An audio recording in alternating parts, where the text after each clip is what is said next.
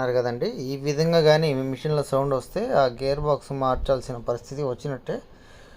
ముందుగా పల్సేటర్ అనేది ఊడదీసుకోవాలి. పైన స్క్రూ ఒకటి ఇస్తాడనమాట. ఆ స్క్రూ ఊడిసిన తర్వాత మాత్రమే అది గేర్ బాక్స్ అవుతుంది. కింద 4 స్క్రూలు ఉంటాయి. అవి తీసుకొని చిన్నగా ఊపినట్టయితే అది అనేది బయటకు వస్తుంది. తర్వాత మనం గేర్ బాక్స్ కొత్తది దానిలో ఇన్సర్ట్ చేసేసుకొని జాగ్రత్తగా చేసుకోవాలండి. అది స్క్రూలు కరెక్ట్గా బిగిపోతే వాటర్ లీకేజ్ అయ్యే సమస్య వస్తుంది. లీకేజ్ వస్తే మోటార్ మీద పడతాయి, మోటార్ కాలిపోద్ది అనమాట.